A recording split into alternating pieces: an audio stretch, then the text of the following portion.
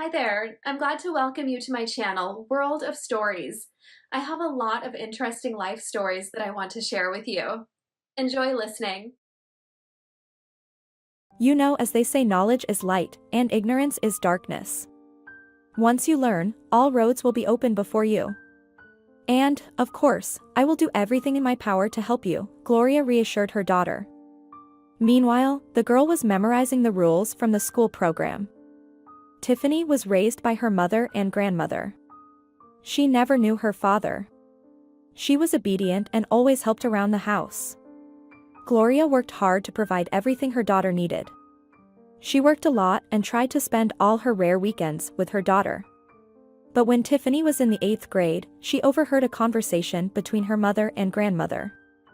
"I still can't believe he's such a scoundrel," Gloria said with a trembling voice. "I trusted him, Mom. What am I going to do now?" "Well, it's too late to cry now, dear," Ms. Lisa replied. "Everything is in God's hands. If it happened this way, it must be needed by someone." The girl couldn't understand. What were they talking about? Her mother always left sentences unfinished. And suddenly Gloria said, "Will you take care of Tiffany for a few days? I might have to go to the hospital."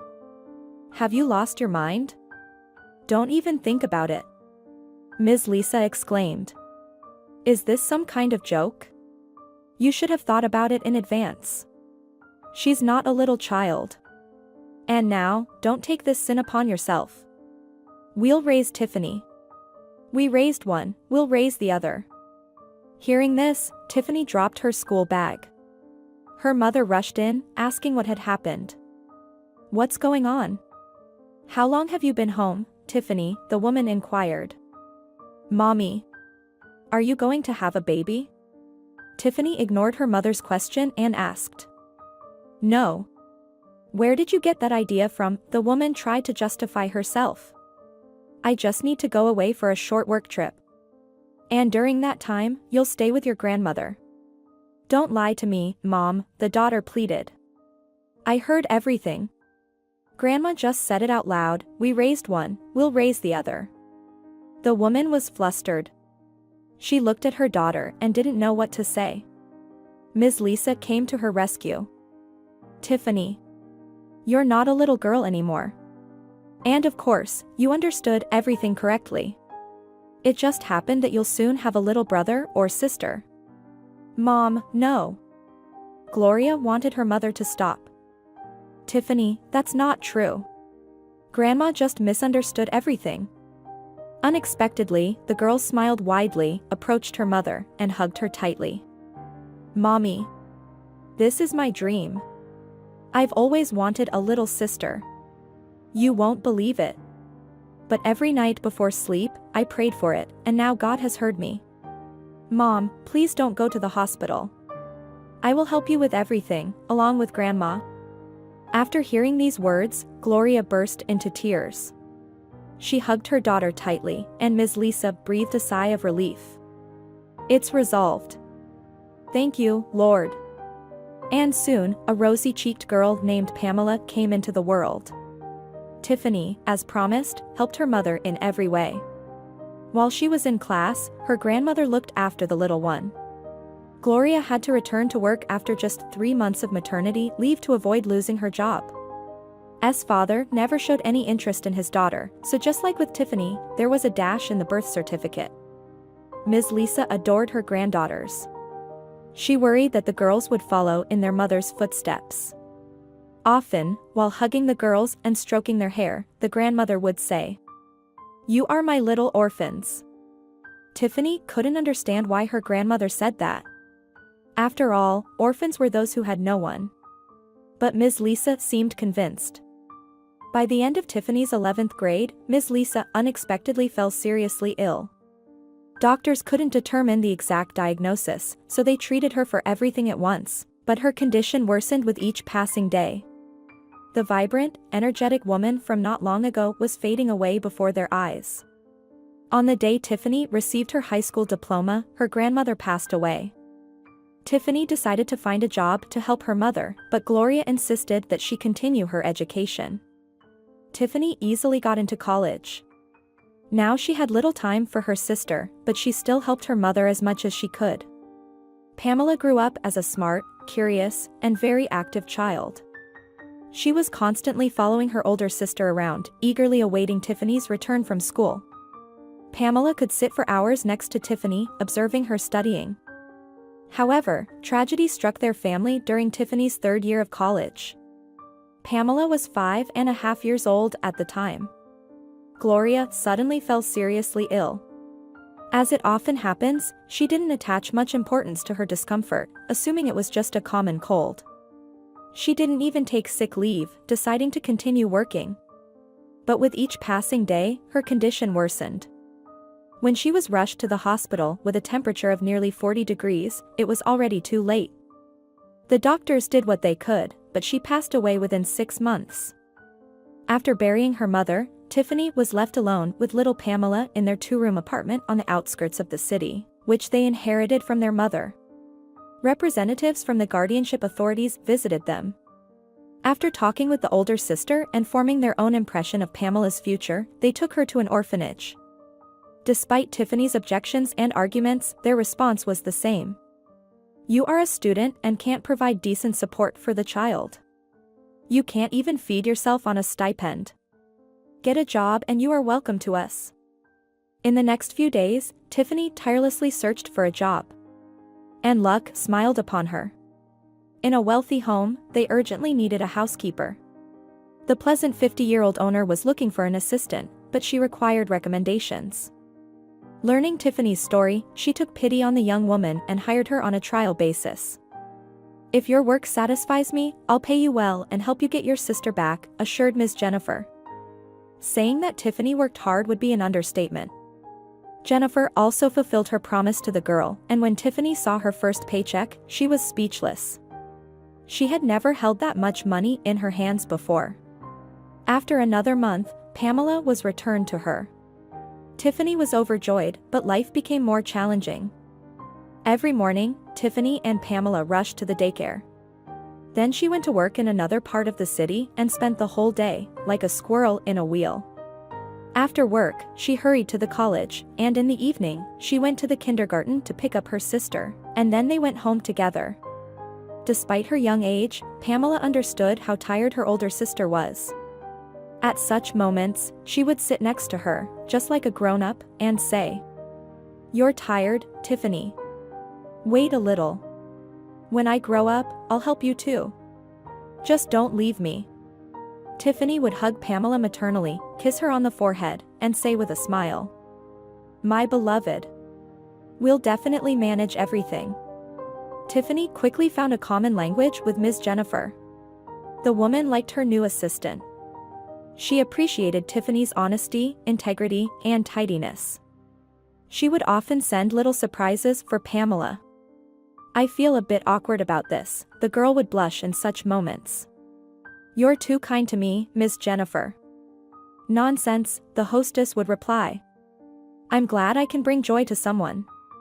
Tiffany was grateful that fate brought her together with Miss Jennifer. The only thing that always puzzled her was why such a lovely woman was alone. It was a bit awkward to ask directly. And Miss Jennifer didn't rush to share anything about herself.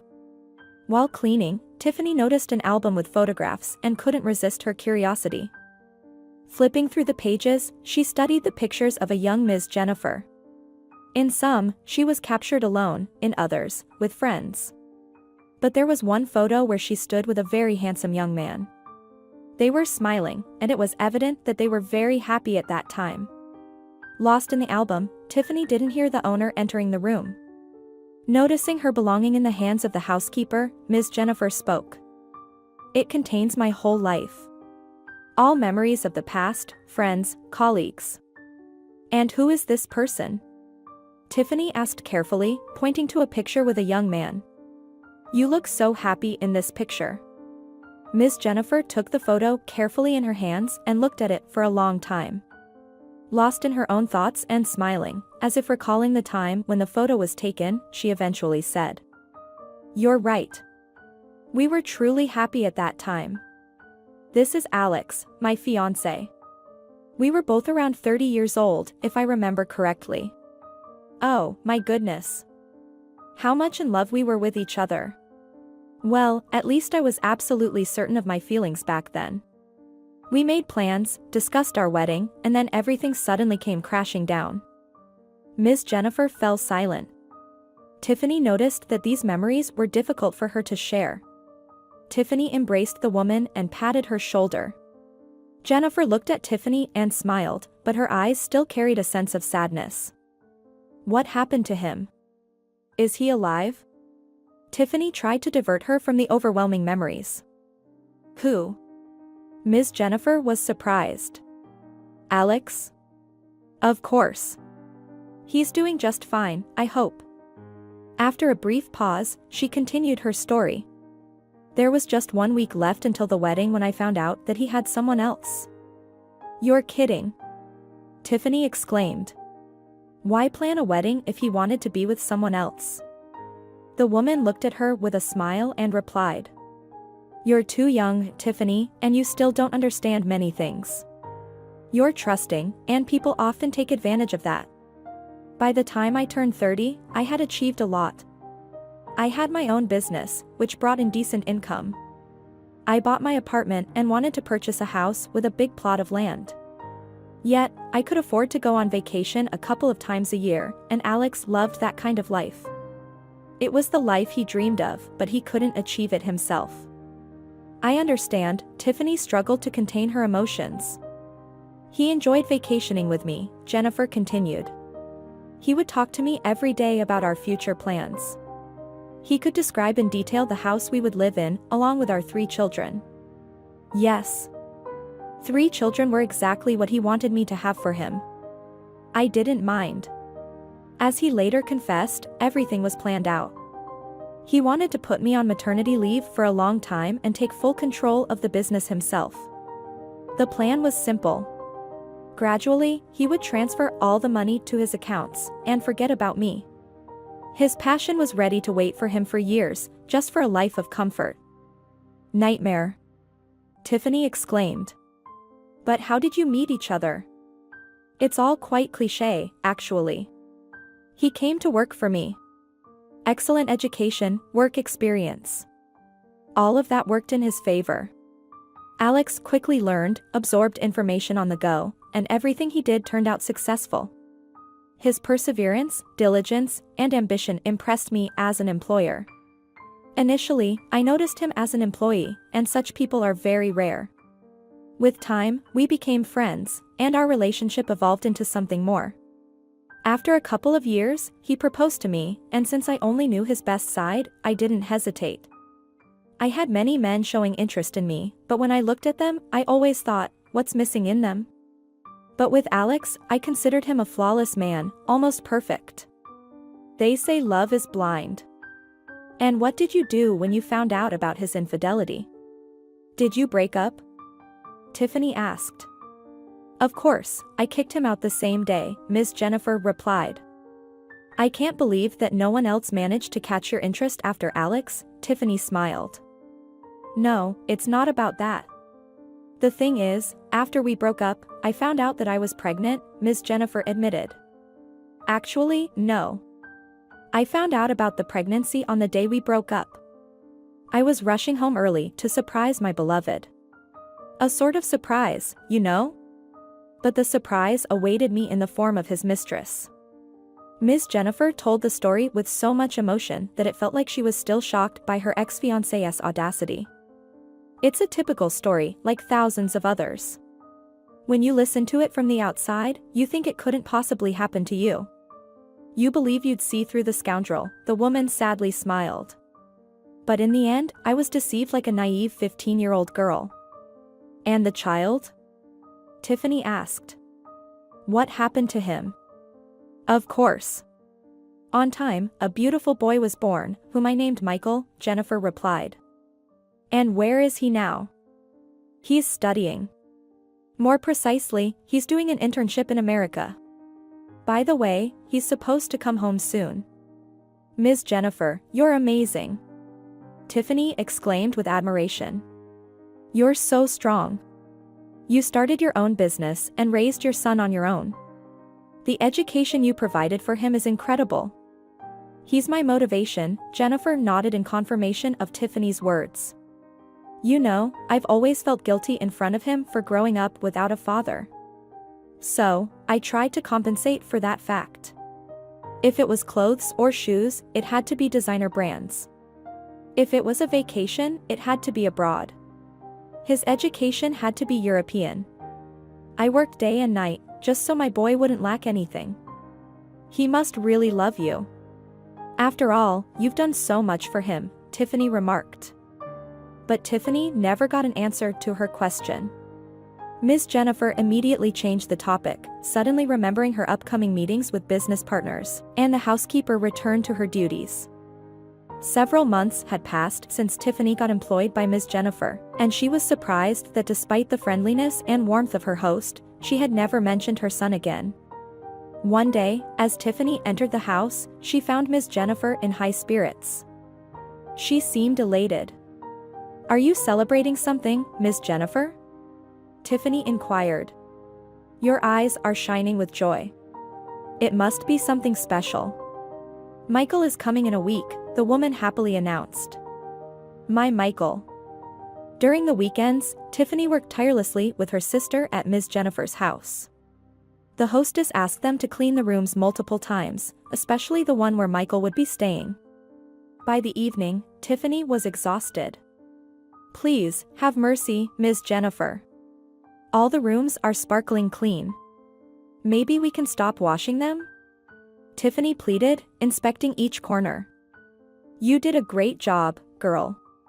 Everything is immaculate," Ms. Jennifer smiled, nodding in approval.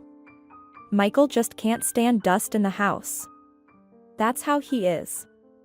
As Tiffany and Pamela were about to leave and head home, Ms. Jennifer told her, "You have a day off to Faneuil. You don't need to come. I want to spend some time with Michael alone. It's been so long since I saw him. There's so much I want to tell him." Upon hearing about her day off, Tiffany tried to contain her excitement. The next day, after finishing her studies, she hurried to the daycare to pick up Pamela early. It was raining coldly since the morning, and the rain had stopped after lunch.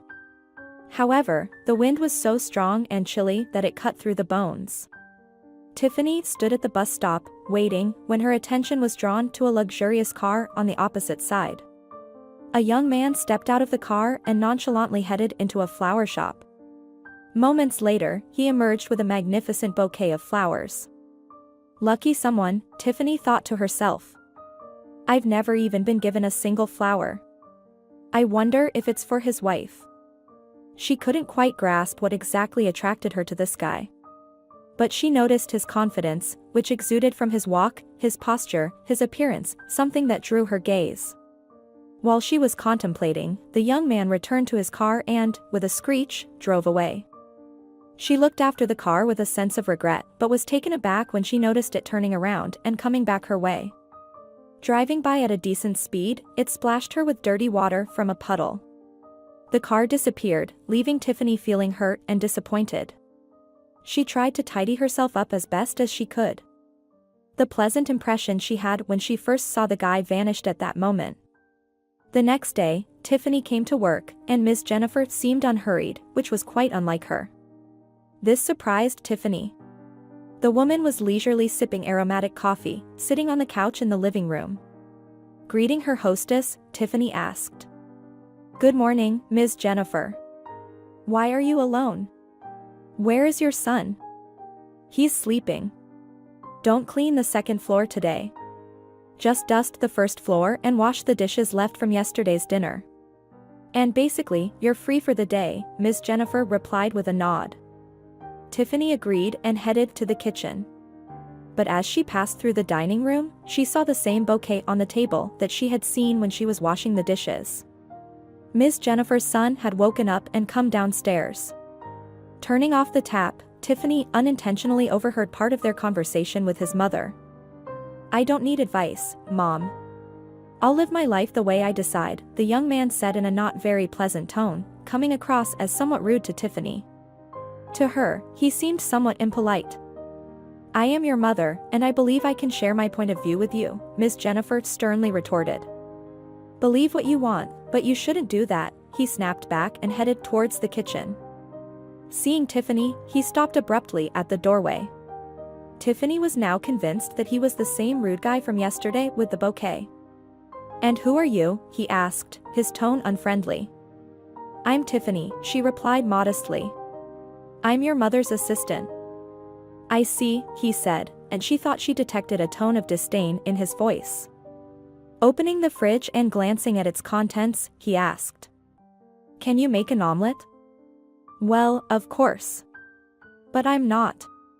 She was about to say that cooking wasn't part of her duties, but he didn't let her finish. Great. Whip one up quickly, he said, I'm short on time. It wasn't Tiffany's plan to ruin her relationship with her hostess's son on the first day. So, she silently took eggs and milk from the fridge. She often cooked omelets for Pamela and herself, and they turned out quite good, even restaurant quality. It's delicious.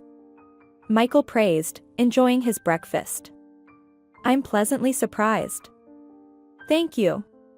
Tiffany replied. Tiffany couldn't deny that his praise flattered her. When Miss Jennifer entered the dining room, Tiffany was already composed. I guess I don't need to introduce you to each other, she smiled. Thank you, Tiffany, for feeding Michael. Once you finish with the dusting in the living room, you're free for the day. After work, Tiffany decided to take a walk to the institute. She reflected on what might have been wrong in the relationship between the mother and son. Something didn't add up. She couldn't put her finger on it, though. True, she had to admit that the guy was handsome, but there was something in his behavior and way of speaking that repelled her. He seemed attentive, buying his mother a bouquet upon his arrival.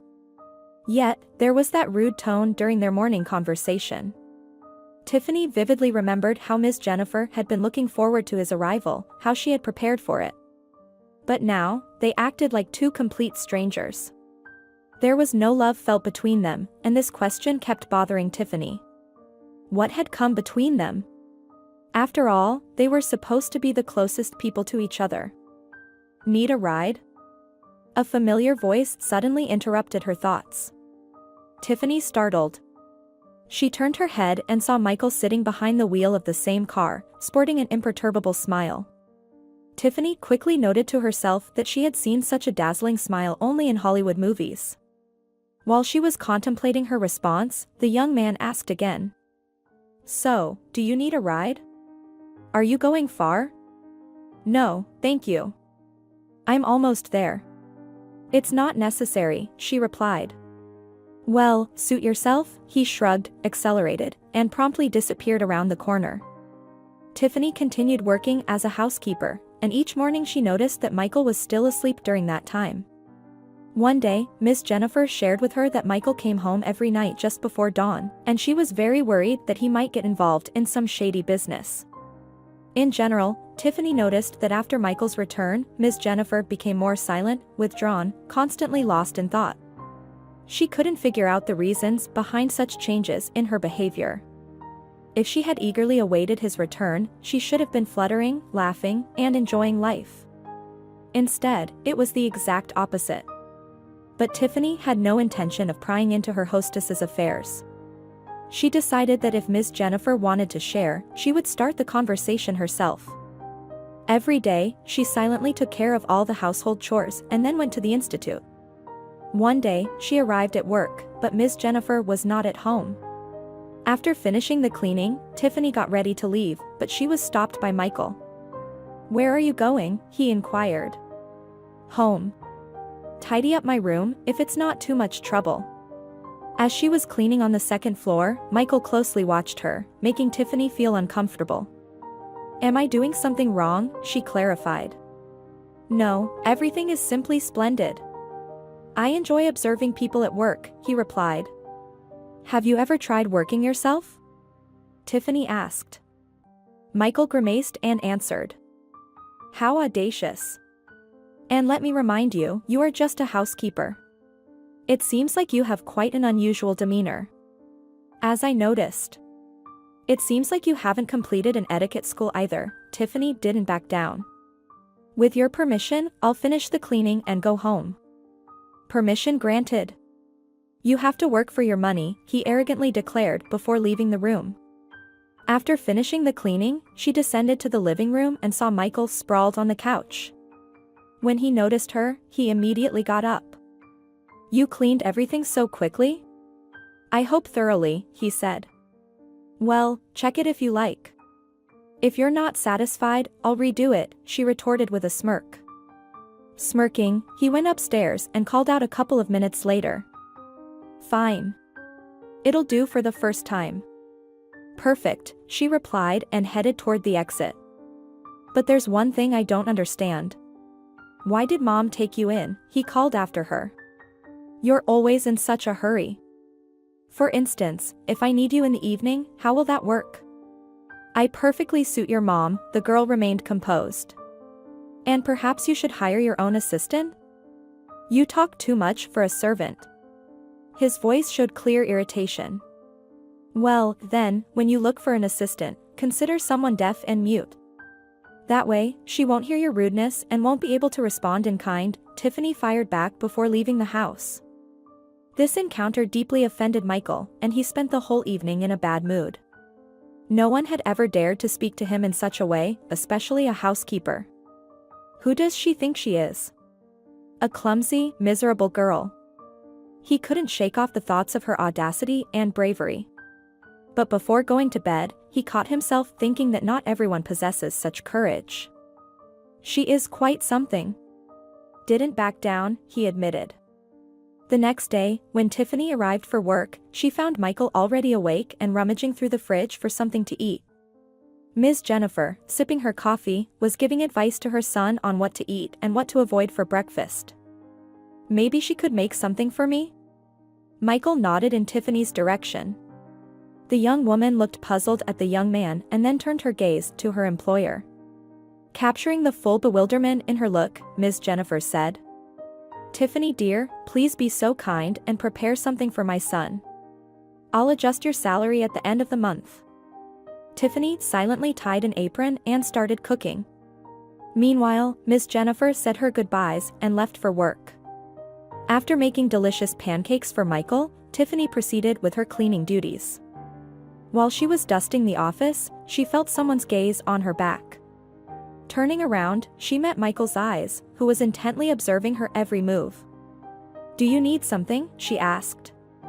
Yes. I wanted to say thank you for the delicious breakfast, he replied. I'm glad you liked it, she replied. Tiffany wanted to get back to work, but Michael didn't move. Is that all? She inquired. No. I was thinking that you make breakfast for me, so I'd like to treat you to lunch in return, he said. That's unnecessary. I have lunch at the institute after work, she replied. Of course. But where do you get the money to eat at a restaurant? Just so you understand, if you didn't get it, I'm inviting you, which means I'm paying. Come, let's have a proper meal, he insisted. It's remarkable. Tiffany nervously chuckled. It's supposed to be an act of gratitude, and you're still being offensive. I don't need your restaurant. I trust the institute canteen much more. Oh well, don't take it to heart, Michael tried to play it down. I just can't understand why you're so stubborn. Is it really that difficult to accept my invitation? It seems you're not used to refusals, she retorted. Others would be over the moon to be invited by you. If I offer to spend time together. Well, then, invite them, Tiffany countered. I'm content with my interactions within this house. And yes, I know my place. A servant is a servant, no matter where. I think I should have lunch with those who match my status. Fine. Do you have dinner at the institute too? He persisted. We can go to a cafe or the canteen. I'm not that picky, he said with a smirk. I haven't tried their food, though I meant the canteen. But maybe I'll start going there after our lunch. I doubt it, Tiffany replied. Everyone should have their meals where they're used to. You can enjoy a restaurant, and I'm happy with home-cooked cutlets and pasta. Understood, Michael said grumpily. But if you change your mind, let me know. Working at Ms. Jennifer House was becoming increasingly difficult for Tiffany on a moral level. It seemed to her that Michael was constantly following her every move, monitoring her every step. She didn't want to complain, it wasn't her habit to do so. Besides, Ms. Jennifer would be even more upset if she found out. But Michael was trying his best, constantly criticizing her work, giving her additional responsibilities, and constantly inviting her on dates. Tiffany couldn't figure out what he was trying to achieve, whether he was mocking her or trying to draw her attention to himself. Regardless, she felt uncomfortable in his presence, and avoiding him was impossible. Rushing again, he intercepted her at the doorstep when Tiffany was about to leave for home. "Why isn't my room cleaned?" he asked. "Well, you were asleep. I decided not to disturb you," she replied. "I really need to get to the institute. I can come and tidy up after my classes to Fanuro." "Well, please do," he said sarcastically. The next day, after her classes at the institute, she went to work. Miss Jennifer was not at home, but Michael greeted her with joy. "I had almost lost hope. Thought you had forgotten about me," he said, teasingly. Ignoring his remarks, she quickly changed and went upstairs. Upon entering his room, she was astonished. It was perfectly clean. Everything sparkled, and things were in their places. Tiffany turned to him and asked, "Who cleaned up everything? Was it you?" "From your perspective, do you think I'm incapable of doing that?" he replied, answering her question with a question. "No. That's not what I meant," noted Tiffany. "Then why did you invite me?" "Well, I just couldn't think of another reason to invite you for dinner," explained Michael. "Dinner?" Tiffany asked, not hiding her disappointment. "My child is waiting for me at the daycare. I don't have time to have dinner with you." While the stunt guy was processing what he heard, Tiffany quickly went downstairs, changed her clothes, and headed for the exit. But he caught up with her at the doorstep. "Why are you being so difficult? If you have a child, I thought," he started to say. With these words, he abruptly grabbed her hand and pulled her closer. Tiffany didn't even have time to understand what was happening when Michael forcefully pushed her against the wall and began showering her with kisses. She resisted with all her might, but it was futile. With one hand, he held her hands, while the other tried to go under her skirt. "Let go," she demanded. "I'll tell everything to Miss Jennifer. I'll just say that you were the one making advances towards me," Michael replied mockingly. "I think she'll believe her son more than some maid." "Let go of me," I said, she screamed, trying to break free. "Aren't there plenty of other girls around? Why me?" But her resistance only seemed to further excite the young man. His kisses became more demanding, and his hands roamed all over her body. With one swift motion, he pushed her onto the couch and began unbuttoning her blouse. "They're not interesting, you know? Too easy to get," he confessed in a fit of passion. "But you're different." "Yes, now let me go," Tiffany pleaded. "I don't want this." But suddenly, she heard her mother's stern voice from behind. Startled, the young man jumped away as if scalded. "What's going on here?" Miss Jennifer asked sternly. Michael, nervously smoothing his disheveled hair, stammered. I didn't hear you come in." "I can see that," Miss Jennifer retorted. "I'll ask again. What are you doing here?" Tiffany slowly got up from the couch, burning with shame. She couldn't look her employer in the eyes and kept avoiding her gaze, trying to tidy her clothes. "Forgive me, Miss Jennifer," the girl mumbled barely audibly, attempting to explain the situation, but Michael interrupted her. "Mom, we're adults, and we don't have to explain anything to anyone," he said. "Yes, you're right. But in such situations, there should be mutual consent, as far as I know." "And in Tiffany's behavior, I didn't notice that consent," Ms. Jennifer stated firmly. "Well, maybe you weren't looking closely enough," the guy retorted. "No, you're right, Ms. Jennifer," Tiffany interjected. "And, of course, I apologize, but I won't be able to continue working in your house." You hired me as a housekeeper, not to gratify your son. You don't need to apologize, Tiffany, the homeowner said. It's me who should apologize to you. Go home, and we'll talk about it tomorrow. Tiffany grabbed her bag and swiftly left the house. She tried to erase these nightmarish events from her memory, but the lingering scent of Michael's expensive cologne continued to haunt her. Only after taking a shower and throwing her clothes into the wash, she managed to rid herself of that persistent smell. The next morning, Miss Jennifer herself called Tiffany and asked her to come over. Michael isn't here, she warned. We can talk calmly. Half an hour later, Tiffany was sitting in front of Miss Jennifer at her home. Are you angry with Michael? The woman asked. You know, I don't know who put such ideas into his head. But my son believes that everything can be bought and sold.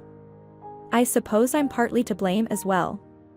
As a mother, my only wish was to give him the best of everything. So, I worked 24/7. No one paid special attention to Michael, of course, he had a nanny when he was a child. But as he grew into his teenage years, things became more complicated. He started befriending the wrong crowd. And his first love was a girl who had been on the police's watch list for a long time.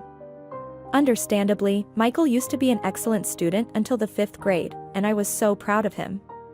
But then, everything changed. He started running away from home, being rebellious, skipping school, and all my attempts to reason with him were futile. He didn't want to listen to me. That's when I decided to take a desperate step. We moved to the other side of the city. I believed that once he got rid of the bad influence of his friends, everything would return to how it was before. How wrong I was.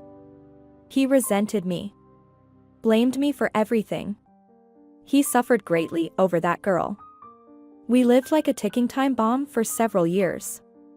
But with time, our relationship somewhat improved, and Michael got his act together. He finished school without failing any subjects, got into college on his first try, and everything seemed fine. But our relationship remained strained. He sees me as an always busy mom, who puts her business before everything else, and I am the one who took away his father and his beloved girlfriend. But so much time has passed since then. Tiffany exclaimed. He has grown up. Can't he understand that you only wanted the best for him? Yes, his body has grown, but his soul is still that of a spoiled, resentful little boy, Ms. Jennifer said. The kind who seeks revenge on the world at the first opportunity. You said he had an internship abroad? Tiffany asked. Yes, Michael graduated from college with honors, and, of course, not without my help. He was offered an internship abroad. He agreed, but he still doesn't know that I had a hand in arranging it. Once again, I believed that our time apart would bring us closer in the end. And again, I was wrong. Yesterday, for example, I caught you both. Ms. Jennifer, it's not my fault. I was already leaving, and he caught me in the hallway. Tiffany tried to justify herself. I believe you, my dear. Don't worry, Ms. Jennifer comforted her. I was hoping he was interested in you, and maybe something could work out between you two. But I see that I was mistaken once again. To be honest, Tiffany added, I don't think we are a good match. We have completely different views on life and people. Maybe you are right, Ms. Jennifer agreed. But despite all that, I'm asking you to stay. Don't leave my house. I won't find another assistant as kind, responsible, and honest as you. People like you are rare. After a brief pause, Tiffany still shook her head negatively. I'm sorry, Ms. Jennifer, but I can't. Seeing your son is beyond my abilities, Tiffany said. I was prepared for such an answer, Ms. Jennifer said with a sad smile as she took an envelope with money from a drawer and handed it to Tiffany. This is what you earned. I thank you for your help, and I'll be waiting for you to come back. If you change your mind, the doors of my house are always open for you. Tiffany bid her farewell and left the house, thinking it would be forever. She knew that finding a new job, especially one that allowed her to continue her studies, would be difficult. During her time working for Ms. Jennifer, she managed to save a small amount of money, not much, but enough to get by for a while. Additionally, she received government assistance. The only thing she was afraid of was the Child Protective Services. If they found out she was unemployed again, they might quickly take Pamela away to an orphanage. "Will they take me away again, Tiffany?" Pamela worried when they were sitting on a bench in the courtyard. "No, they won't. I won't allow it. I'm looking for a job, and Ms. Jennifer promised to help if needed," Tiffany reassured her. "It's a pity that you won't work for Aunt Ms. Jennifer anymore," the little girl sighed sadly. "Aunt Ms. Jennifer is nice. She used to treat me with delicious candies. Maybe we can visit her?" The hope in Pamela's eyes was so touching that Tiffany couldn't refuse. "Sure, we'll go visit her, but not today." "Let's do it some other time," Tiffany said. "Why not today?" A male voice sounded behind them. When the girls turned around, they saw Michael standing there with a huge bouquet of roses in his hands. Inside, Tiffany felt as if she was shrinking. She had been doing her best to erase memories of that terrible incident from her mind. And seeing him here in her own courtyard was not part of her plan. "Who is this?" Pamela asked curiously. In the meantime, Michael crouched down in front of little Pamela, quickly circling the bench. Extending his hand, he said, "Let's get acquainted. I'm Uncle Michael. And what's your name?" "Pamela," the little girl answered promptly, glancing questioningly at the bouquet. "And who are these flowers for?" "These are for your mom," the young man smiled and handed the flowers to Tiffany. "But my mom has passed away, and Tiffany is my sister," the child explained. Hearing Pamela's words, the young man felt embarrassed. "I'm sorry," he turned to Tiffany. "I just thought." "What do you want here?" Tiffany asked with a dry tone, making it clear that she wasn't happy to see him. "Well, I just wanted to apologize for my behavior, which was despicable. I honestly don't know what got into me at that time. Please forgive me, and accept these flowers as a gesture of reconciliation," Michael said. "Consider yourself forgiven." "But I don't need your flowers," Tiffany replied, getting ready to go home. "Tiffany, come on. Even if you don't want the flowers, please come back to work at our house," Michael pleaded. "That's out of the question," Tiffany replied firmly. "I promise to behave properly around you." "I won't lay a finger on you," he insisted. "I'm afraid you have no idea what decency really means," Tiffany retorted. "Yes, people make mistakes, and I'm no exception," Michael tried to justify himself. "Everyone deserves forgiveness." "As I recall, I said you were forgiven," Tiffany reminded him, "but that doesn't mean I'll come back to work for you. I don't understand your persistence. I don't think it would be that hard to find a replacement for me." "There's a chance they might agree to your terms," she replied. Michael struggled to contain himself, trying not to turn and leave. Convincing someone was the last thing he liked doing in life. "To be honest, I don't care," he said. "Whoever works for us is not my concern, but my mother wants to see you specifically. I can't listen to her complaints anymore." "Because my Tiffany is the best in the world," Pamela spoke up, defending her sister. Michael smiled, glancing at the little girl, then turned back to his mother's former assistant. "Well, think about my offer," he said. "By the way, we are ready to increase your salary."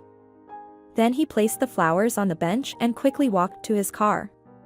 Within minutes, his vehicle disappeared from view, while Tiffany and Pamela continued to watch him go. "I didn't like him very much," Pamela said. "You won't work there anymore because of him?" "That's right," Tiffany nodded. "And honestly, I didn't like him much either." From that moment on, the sisters didn't discuss the matter further. However, Michael decided not to give up, and a few days later, he stood outside Tiffany's institute, waiting for her. "Are you following me?" she asked, her irritation evident in her voice. "I came to find out what you decided about working for us," Michael said. "No," replied Tiffany. "Sad. Mom is going through a tough time now," he said, pausing as if waiting for her reaction but continuing when he didn't get one. "I just wanted to tell you that if you come back, it will be easier for her to get back on her feet." "What do you mean?" Tiffany didn't understand. "Didn't I tell you before?" Mom tripped and fell while coming down the stairs, and she ended up with a broken leg. Now she's stuck at home and lectures me all day, starting from morning until night. The topic is, what a terrible person I am, Michael explained. Why didn't you tell me this earlier? Tiffany got anxious. Do you have a car? I do, Michael smirked. And will you ride with me? Or are you still afraid? Well, if you allow it, Tiffany clarified and followed him. Michael started the car and accelerated sharply. The car took off like a rocket, leaving Tiffany breathless from such a start. Don't worry. I'll get you there safe and sound, he assured her. I want to believe that, Tiffany replied. Half an hour later, the car came to a halt in front of Ms. Jennifer's house. Michael opened the doors and shouted at the top of his lungs. Mom, look who I brought. Tiffany appeared in the doorway. She immediately noticed her former employer sitting on the couch with her leg in a cast. Ms. Jennifer was overjoyed to see the young woman. What a surprise, she exclaimed. A very pleasant surprise. I knew you'd change your mind and come back. Come in. Why are you standing on the threshold as if you're a stranger? Ms. Jennifer was genuinely happy to see Tiffany again. She was so excited that she didn't know where to seat her guest or what to offer her. Well, let them talk, Michael said, going back upstairs. Let me know when you're ready to go home, and I'll drive you, he told Tiffany. No need, Tiffany immediately declined. I know the way home perfectly.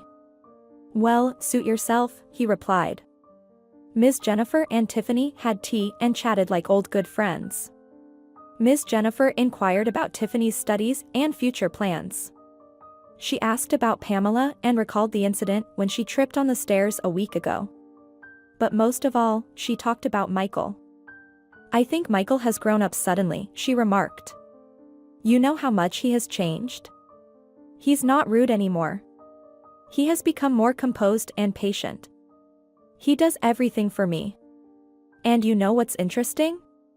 He's working now. But it was about time for him to grow up. Tiffany agreed. Yes, you are right, Ms. Jennifer admitted. But you know what I'm absolutely sure about? It's all thanks to you. Why did you decide that? Tiffany asked, surprised. I think you're mistaken. After all, I haven't been in your house for almost 6 months. That's exactly when you left. He started behaving completely differently since then. I think he's in love with you, Ms. Jennifer replied. Ms. Jennifer. You're exaggerating. In your son's eyes, I'm just a maid. People like him don't like to associate with us. But to be completely honest, I don't really like him either, Tiffany confessed. You watch him closely, Ms. Jennifer smiled. Deep down, maybe very deep down, he's not so bad. You know, he was such a wonderful child. If only he hadn't gotten involved with those riffraff. Ms. Jennifer, excuse me for interrupting, Tiffany interjected. You're just like any other mother. You love your son madly and, accordingly, try to see only the good in him. But Michael is no longer a boy, and he should understand that he's responsible for his actions. I completely agree with you, Tiffany. Completely agree. Ms. Jennifer said. But everyone makes mistakes. Let him show himself. I can see how he looks at you. You are different from his girlfriends. They are materialistic, painted, and capricious dolls who are used to only having fun and doing nothing. But you are different. You remind me of myself when I was young. Maybe that's why I liked you so much. I'm flattered to hear that from you, Tiffany smiled. But there's no need to match us. We're not a couple. I don't think both of us want that. Suddenly, Michael entered the living room. Glancing at the clock, he asked Tiffany. Aren't you going to be late for Pamela? Tiffany jumped up as if stung. Oh, dear. I got carried away talking to you, she admitted. Miss Jennifer, please get well soon. And if you don't mind, I'll visit you again. Or maybe you'll work for me again? Ms. Jennifer asked. Even temporarily, until I recover. Tiffany was taken aback. She hadn't planned on seeing Michael every day, but she couldn't leave Miss Jennifer in such a state. She couldn't refuse. "All right. Tomorrow, I'm ready to work again," she assured Miss Jennifer and headed towards the exit. "Let me give you a ride," Michael offered.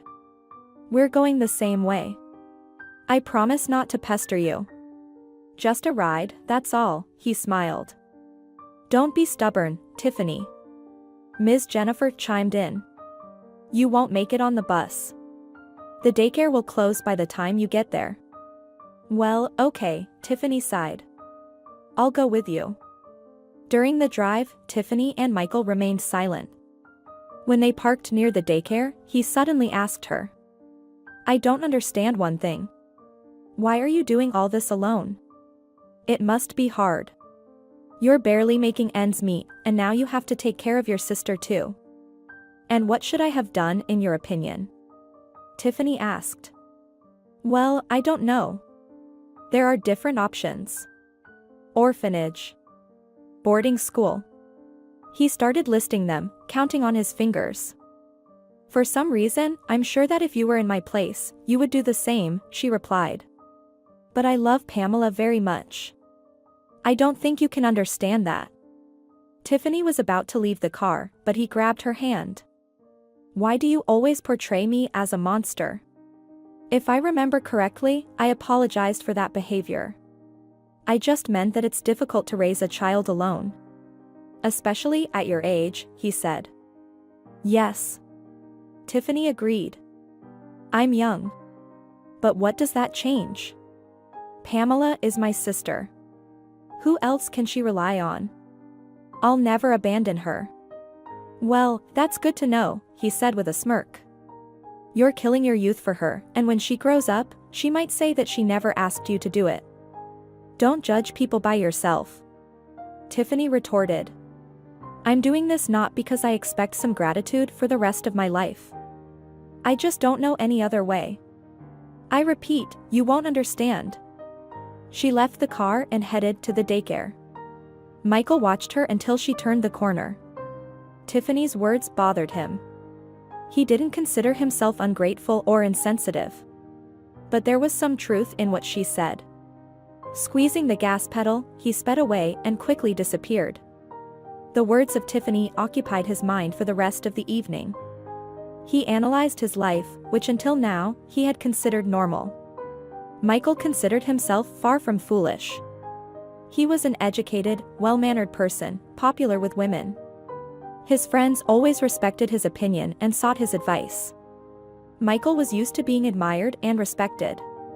And now, there was this maid who knew nothing about him, constantly putting him in his place. On one hand, he found her attractive. On the other hand, she irritated him by constantly expressing her opinions about him. Sometimes Michael felt like she was taking too much upon herself. As he arrived home, he noticed that his mother was still sitting in the same place. "Mom, can I help you with something?" he asked. Ms. Jennifer startled from the surprise. "Thank you, there's no need," she said, and then added, "You called me Mum for the first time in a long time. I've gotten so used to hearing a man or a mother from you. Is something wrong?" "No, there's nothing wrong," Michael shrugged. "I just thought about things and realized that you're the only family I have in this world." Ms. Jennifer's eyes filled with tears, but Michael pretended not to notice and left for his room. The next day, as promised to Ms. Jennifer, Tiffany came to her house. Michael wasn't home, but his mother couldn't stop talking about him. "I still believe that you have a very positive influence on Michael. He's completely different now," the house owner shared with her assistant. "Ms. Jennifer, you're exaggerating again," the girl replied. "I don't think it's my merit. People change, and your son is no exception. Most likely, he finally realized that you're the most important person to him." After finishing her work and bidding farewell to the house owner, Tiffany headed to the institute. When the classes were over, she was in for a surprise. As she reached the bus stop, Michael stopped beside her in his car. He got out of the car with a small but beautiful bouquet of flowers in his hands. "Hello.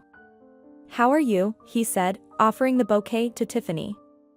Tiffany was taken aback. She still didn't fully trust him.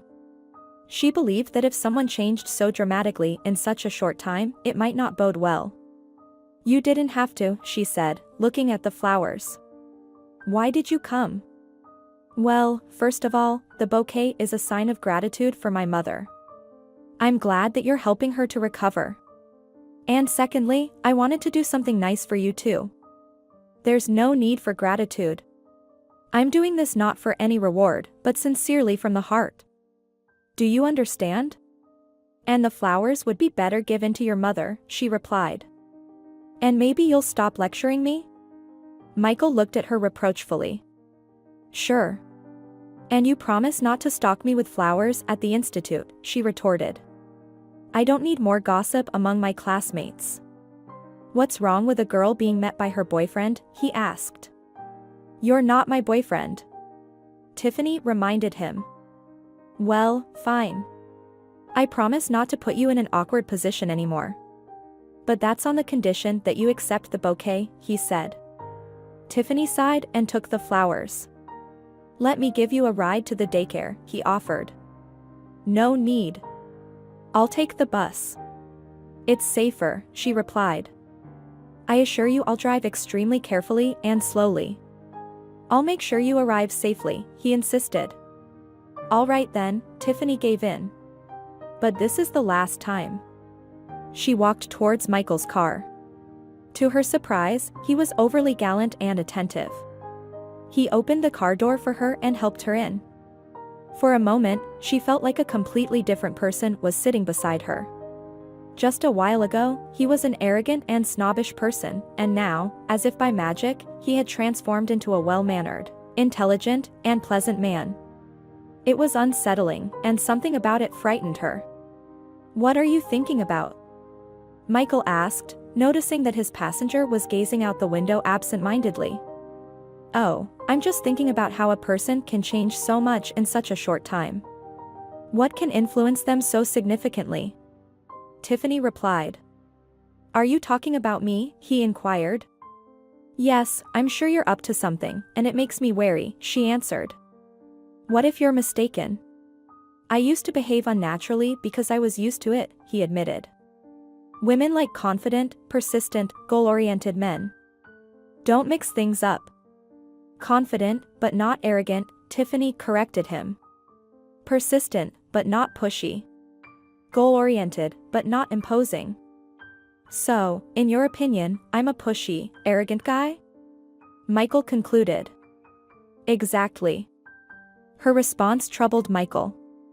He couldn't get used to her honesty and straightforwardness, but at the same time, it fascinated him. No woman had ever stirred his consciousness like she did. Her behavior triggered mixed emotions in him. On one hand, he was drawn to her like a magnet, and on the other hand, he wanted to punish her for being unapproachable and non-compliant. "We've arrived," he announced, stopping the car near the daycare. "I'll wait for you here." "No need. It's just a stone's throw away from our house." "We'll take a walk with Pamela," she said. Not to seem pushy, and keeping our conversation in mind, he warned, "Could I still keep you company?" Tiffany shrugged and headed towards the daycare. Her sister ran towards her. Upon noticing Michael behind her, she whispered into Tiffany's ear. "What is he doing here?" "We accidentally met," Tiffany explained in a hushed tone, "and he offered to give me a ride." "And he also gave you flowers by accident?" her sister asked. "I still don't like him, even with the flowers," Pamela added.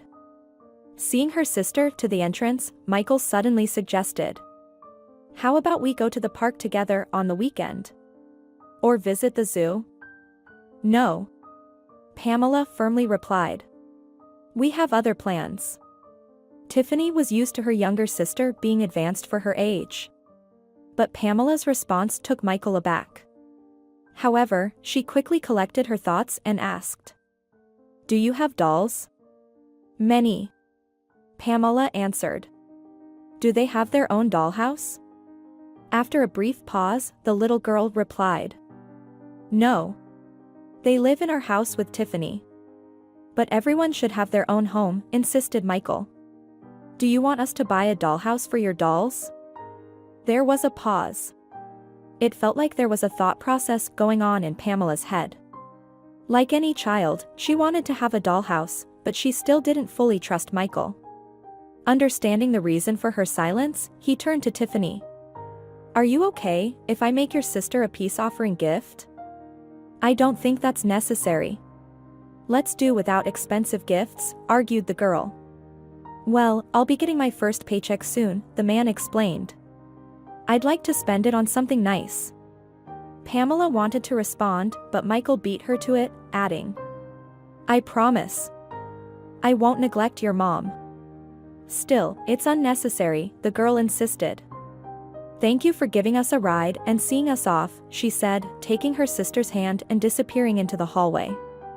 On the weekend morning, the girls were not in a hurry to go anywhere. They had no special plans. So Pamela was still lying in bed, while Tiffany went to take a shower. Suddenly, the doorbell rang. Pamela tiptoed to the door and asked quietly, Who's there? It's me. Michael, a voice came from behind the door. When she opened the door, she was astonished and her little mouth opened in surprise. In Michael's hands, there was a large-sized box. Crossing the threshold, he placed it on the floor and told Pamela, This is for you. Unwrap it. The girl looked skeptically between the giver and the gift.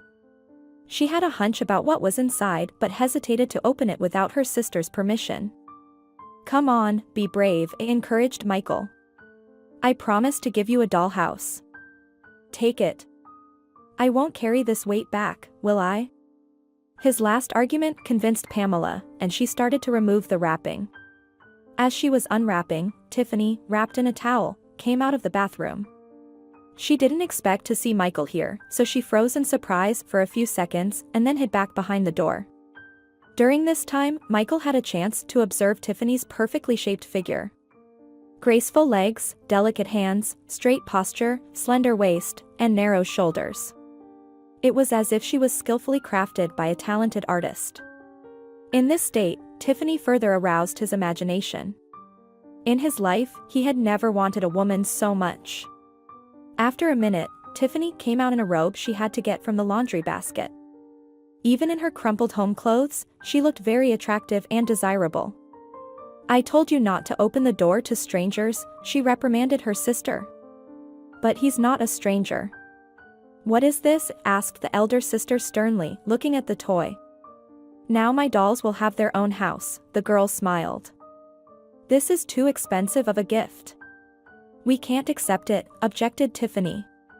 But Pamela, captivated by the toy, didn't react to her sister's words. I won't carry it back, will I? Michael replied. Besides, without the packaging, they won't take it back. Look how happy she is. Can you really take such a toy away from your sister? Then I'll give you the money from my salary, said Tiffany. I won't take money from you, the young man responded. But if you have some extra money, you can invite me to the movies. Okay. But first, we need to have breakfast. While Tiffany was making pancakes, Michael helped Pamela set up the dollhouse. From the outside, it all looked like a harmonious family scene. Despite the distrust of the landlady's son, Tiffany watched with affection as her younger sister and the guest played together. At some point, she even felt that he might be a genuinely good and decent person, and the incident with the inappropriate advances in the living room was just a misunderstanding, for which Michael had already regretted. These pancakes are fantastic, praised the guest. You haven't tried the cakes that Tiffany bakes, added Pamela with pride. Pamela, you should address adults with a you. Tiffany corrected her. Uncle Michael himself asked me to address him informally, the girl said. When Tiffany looked questioningly at Michael, he nonchalantly replied. What's the fuss? It's easier to communicate this way, in my opinion. After breakfast, he, Tiffany, and Pamela went to the largest shopping and entertainment center in the city. It had everything: a movie theater, cafes, restaurants, an arcade, an ice rink, a petting zoo, bowling, karaoke, and numerous shops. Getting in there was easy, but getting out was a different story.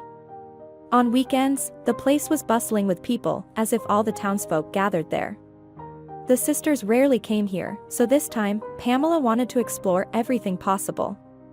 They spent the whole day in the shopping center and, by the evening, returned home tired but happy. Pamela fell asleep in the car on the way back, so Michael offered to carry her to bed. After tucking the child in, Tiffany courteously offered tea to the guest. "I'd be happy to spend a few more minutes with you," confessed the man, taking a seat at the table. The tea time extended. Michael didn't want to say goodbye to the hostess. And Tiffany, seeing him from a different perspective, changed her initial opinion. She realized that Michael could be caring, attentive, kind, and understanding. The more she got to know him, the more she liked him. She caught herself thinking that she no longer felt any aversion towards him. Furthermore, Michael turned out to be an engaging conversationalist. "It's getting late," Tiffany finally said, glancing at the clock. "Yes, sorry. I lost track of time," Michael replied, getting up from his seat. "Time flies when I'm with you. Maybe we can go for a walk together again sometime?" "Maybe," she said. Michael stood at the doorstep, looking at Tiffany. He desperately wanted to kiss her, but he was afraid of ruining the newly formed connection between them. Shifting from one foot to another like a schoolboy, he finally gathered the courage to ask, "Can I kiss you?" Instantly, the girl's cheeks turned rosy. She wanted to say no, but her tongue wouldn't obey. After a moment's pause, Tiffany felt Michael's moist lips on her own. Against her own will, she leaned towards him, wrapping her arms around his neck. Michael held her by the waist and pulled her close. This kiss, filled with tenderness and affection, was nothing like the first one they shared. It felt different, more meaningful. Tiffany felt like she was losing control over herself and the situation. But then, he gently pulled away and said, "See you soon." Ms. Jennifer was recovering quickly. Tiffany came to her house daily to clean and also had to cook meals. Fortunately, it was vacation time, so the housekeepers had more free time. Pamela became a frequent guest at Ms. Jennifer's house, and they spent time together while Tiffany was busy. Michael rushed home after work every day to spend time with Tiffany. Ms. Jennifer noticed her son getting closer to the housekeeper and couldn't hide her joy about it. "I think Michael is seriously in love with you," she once shared her thoughts with Tiffany. "You know, he's become completely different. People say love works wonders." To these words, Tiffany only smiled and shyly lowered her eyes. She, too, had noticed the changes in him, which made her look at him differently. With each passing day, she found herself falling more and more in love with him. When she was alone with Michael, her heart raced as if trying to jump out of her chest. Only the little voice in her head didn't give her peace. It seemed to be drilling in the same spot, not letting her relax and forget. Meanwhile, Pamela, despite her young age, reasoned quite maturely. "Maybe Uncle Michael is a good person, but I think he's not right for you," she told her sister when they were alone. "You two are different." "Well, you seem to like him too," Tiffany was surprised. "Yes," Pamela nodded. "But he's too perfect, too unreal." "That can't be real." When Ms. Jennifer's cast was removed, she was offered to go to a local sanatorium for rehabilitation. Without much hesitation, the woman agreed.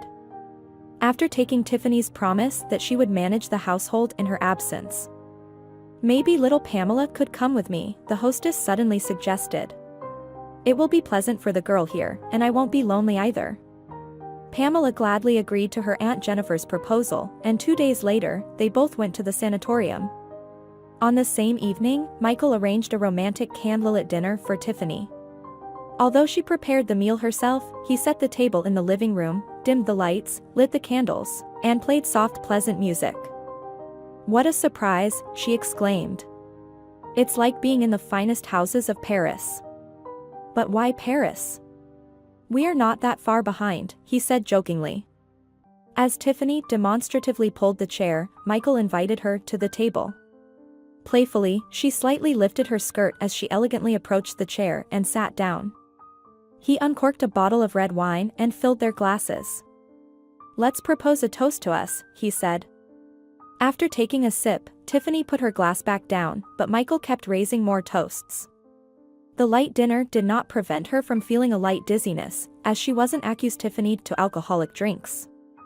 Maybe we should dance?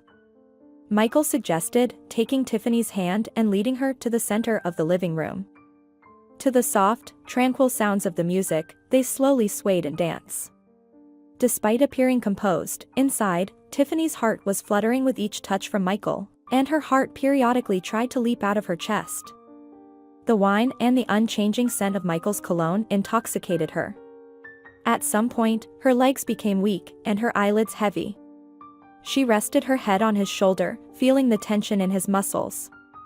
In that moment, he lifted her up in his arms and carried her to his room. "What are you doing?" Tiffany asked. "Don't say anything," Michael whispered.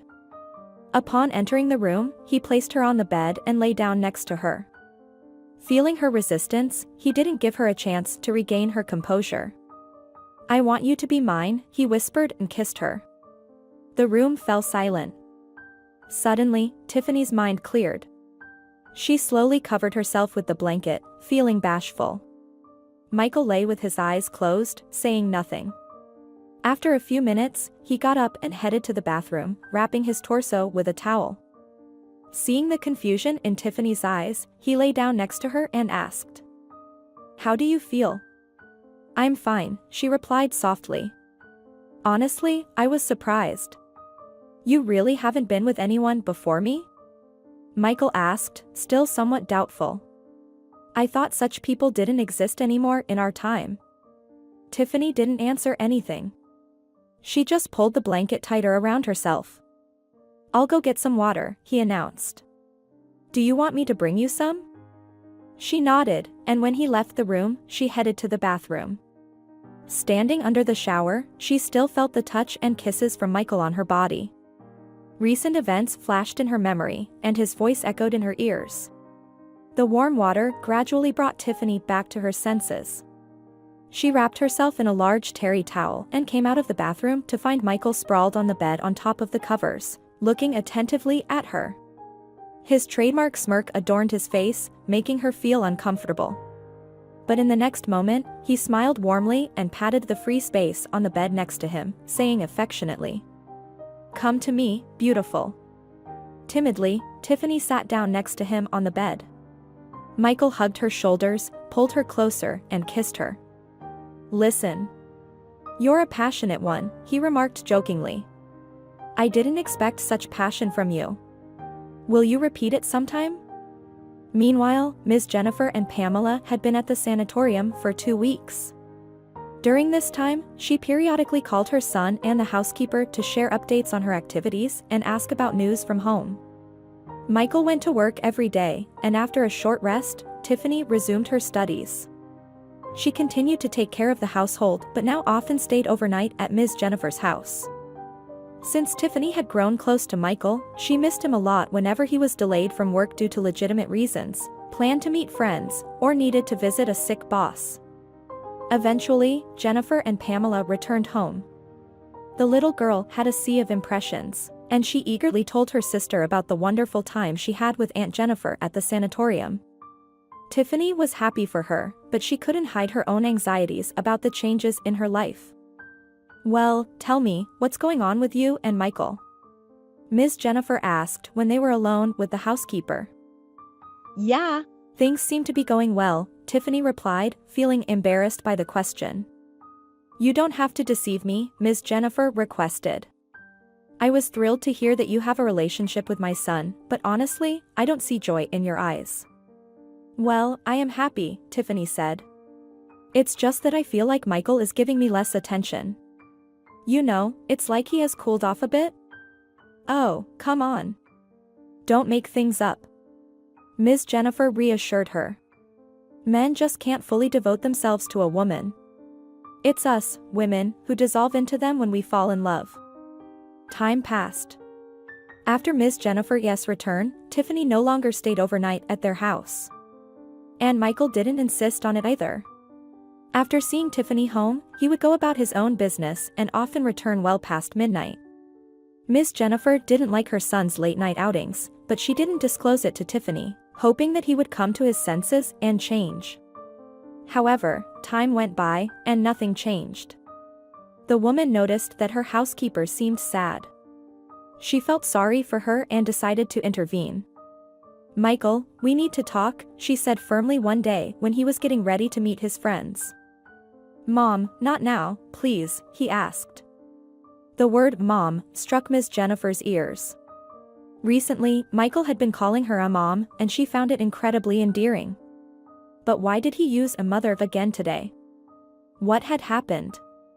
"Is something bothering you? Any troubles at work?" she inquired. "No, everything's fine there. I'm making the same old salary," he replied with a dissatisfied tone. "I've suggested several times that we start a business together," she reminded him. "I don't want my mother to be my boss," Michael cut her off. "When you retire from business, then you can call the shots." "What's going on between you and Tiffany?" she asked directly. "What do you mean?" "Don't pretend. Tiffany is a good girl. She would make a wonderful wife. You're lucky she took an interest in you." "What?" "She took an interest in me," he retorted disdainfully. "She should be thanking her lucky stars that a guy like me crossed her path." Meanwhile, the housekeeper had finished her cleaning and was heading to the living room to say goodbye to the homeowners. The conversation between mother and son made her pause by the door. She had never eavesdropped on other people's conversations before, but this one concerned her directly. So, she leaned in closer to the keyhole to hear better. "I'm sure she's grateful," Ms. Jennifer countered. "You've been dating for several months now. When do you plan to propose to her?" "Mama, what are you talking about?" I asked a perfectly reasonable question. When young people are dating, they make plans for the future. Answer me. Are you thinking of marrying Tiffany? Of course not. Michael smirked. Who am I, and who is she? Do you really think I'd tie my life to some cleaning lady? She's not just a cleaning lady. She's my assistant, and it's only because of the circumstances that she's in this position, defended the hostess on behalf of the girl. Besides, you know she'll soon receive her university diploma. And so what? Michael didn't give up. Does that change anything? She's just a simple girl. I'm attracted to other, more interesting girls. With big breasts and empty heads? Ms. Jennifer became angry. Yes, even so. At least with them, I won't be ashamed to be seen in public, he retorted. Michael. Honestly, I thought better of you, she admitted. I thought you were intelligent, serious, and forward-thinking, but you still haven't matured. Mom, let's skip the lectures, he requested. I won't allow you to hurt Tiffany. She's had it tough enough in this life. But I'm not planning to hurt her, he replied. Isn't that how it goes sometimes? You meet and then go your separate ways. Seeing that she couldn't change her son's mind, Ms. Jennifer sighed with bitterness and left the living room. In her distraught state, she didn't notice the housekeeper standing by the door. Tiffany didn't move, tears were streaming down her cheeks. She realized that Michael had deceived her. When she got back home, she cried into her pillow all night. In the morning, she woke up with a firm decision to sever all ties with the family she had worked for many months. Arriving at Ms. Jennifer's house, Tiffany went straight to the hostess. Michael was no longer there, he had left for work. Trying to hide any traces of her emotional turmoil, Ms. Jennifer smiled and asked. How are you, Tiffany? How's little Pamela? Not wanting to beat around the bush, the girl spoke directly. Ms. Jennifer, I overheard your conversation with your son yesterday. Under these circumstances, I cannot continue working in your house. Come on, maybe things will still change, she replied with hope in her voice. Perhaps Michael will come to his senses. I won't force myself to be loved, Tiffany said firmly. And it's unpleasant for me to pretend that nothing happened and continue interacting with him. Well, in this case, I understand you, Ms. Jennifer agreed. You're probably right.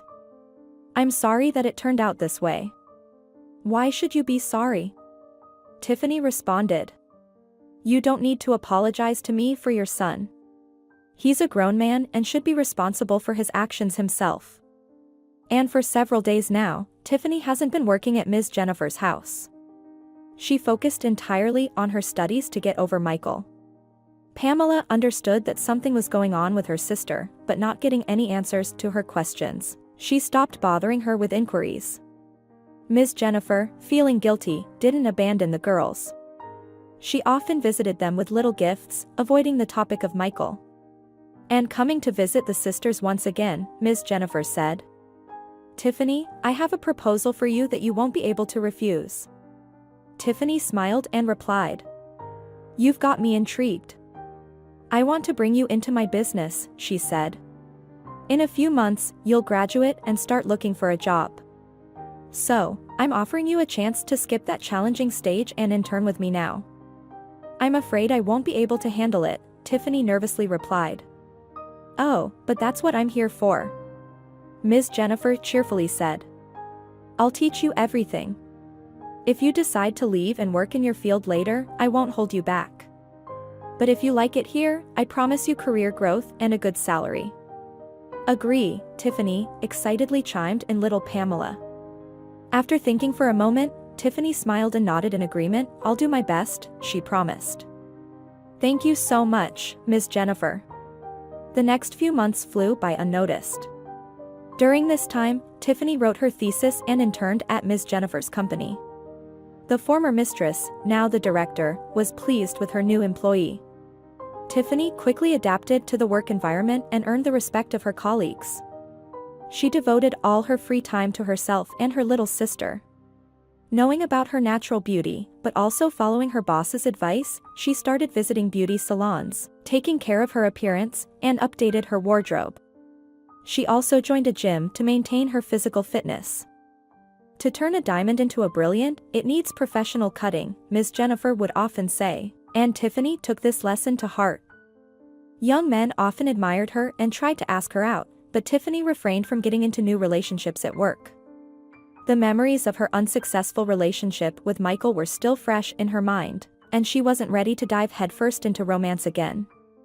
One day, the company's director arrived at work in a bad mood. She had never allowed herself to raise her voice at her employees before, but that day her shouts could be heard from the early morning. Workers didn't dare to leave their workstations, afraid of being caught in her line of sight. Gathering her courage, Tiffany entered the director's office and saw the woman, who had been raging just moments ago, standing by the window and wiping away tears. "Ms. Jennifer, what happened? Can I help you?" she approached her. The director didn't respond to her words for a while, but then turned to look closely at the girl and replied, "Michael is getting married." The news hit Tiffany like a ton of bricks. All this time, she had been carefully trying to forget him. It wouldn't be accurate to say that she still loved him, but his desire to marry someone else hurt her pride. Tiffany swallowed the lump in her throat and said as calmly as possible, "It was bound to happen someday. Maybe now Michael will settle down?" "I hoped until the last day that he would come to his senses and come back to you," Jennifer admitted. "Your words are flattering, but I don't think I could forgive him," Tiffany replied. "So, let him be happy with his chosen one." The director hugged the girl and smiled sadly. "It's a shame that my son never understood what a gem he lost." From that day on, Tiffany spent a lot of time in the director's office. Ms. Jennifer wanted to share her feelings about Michael's upcoming wedding with someone, and she found no better listener than Tiffany.